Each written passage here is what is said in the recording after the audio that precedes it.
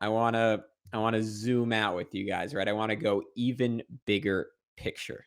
Let's take a look at the Eastern Conference standings. So, as of tonight, your New York Knicks are in 11th place. That is one game out of the play-in.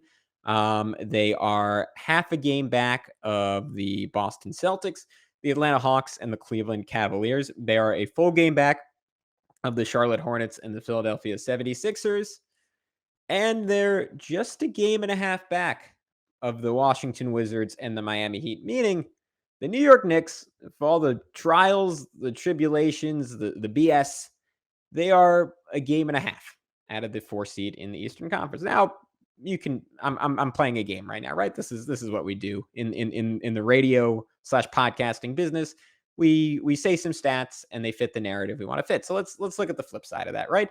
The New York Knicks are also 3 games out of 13th place in the Eastern Conference, which is not where we were hoping. This team that made the 4 seed last year and clearly upgraded this offseason, that is not where we wanted them to be or where we expected them to be. So in an Eastern Conference that is the best that it's been maybe since the 90s, I don't know. You'd have to go pretty far back, right?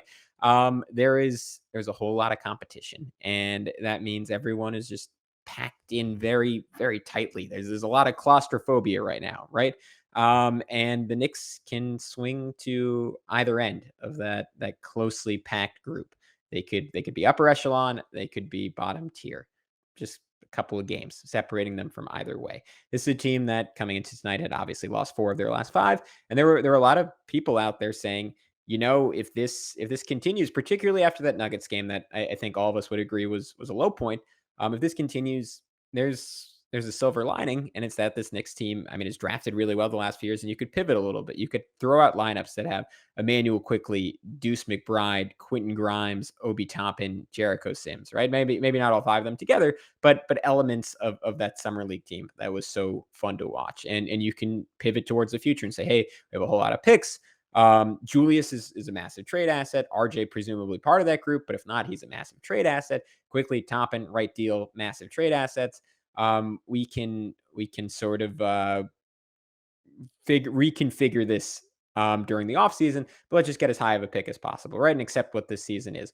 Or you can go the other way and say, hey, this team has a chance to be pretty good when they are at their best. They've only had, I think, what was the stat? 3 games this year where they didn't have a lead in the second half. Let's play this out. Let's give this new starting group, which was new again tonight with Nerlens Noel getting the start. We'll talk about that more later. Some time to settle in. And the performances from RJ Barrett and Mitchell Robinson tonight lend credence to that idea that you can give this group some time to settle in. And the results might be kind of surprising. I think people will, speaking of surprise, I think people will be surprised by this.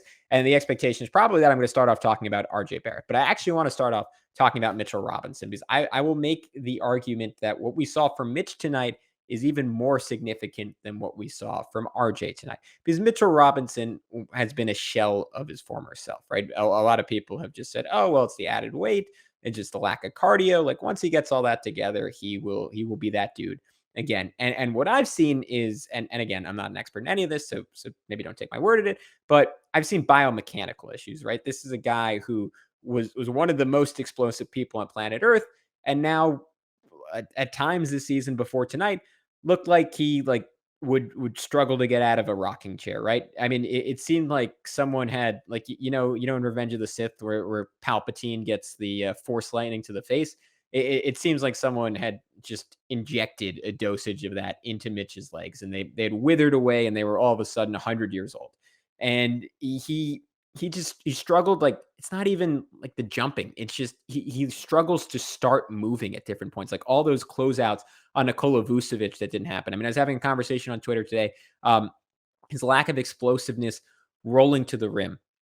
I think he is such a swing piece for this Knicks team, right? Because all year long, all of us have said more Obi Toppin, more Obi Toppin. And look, I'm on board with that. Obi, he is the single biggest difference in on-off rating in terms of the Knicks offensive rating when he's on the court or when he's not on the court. And don't be mistaken. Tom Thibodeau, who's a lunatic, who cares about this probably 100 times more than you do. He is well aware of that fact. And yet The reason he doesn't play Obi Toppin is because he knows for his defense to work at any level, and it hasn't been working much this year, 23rd in the NBA net rating. He needs his centers to be rim protectors and needs them to be fantastic rim protectors. And the reason the Knicks worked last year is because he had centers who were fantastic rim protectors. Mitch, for however many games he played, 35 games or so, he was about as good as anyone in the league in that capacity. Nerlens Noel led the entire NBA in defensive box plus minus. The Knicks were, I think, 26 and 15 when he started last year. There was a reason for that. He was fantastic, about as good at event creation defensively as any player in the league. Taj Gibson, about as good of a backup center defensively as you could find. Just smart, as smart as anything.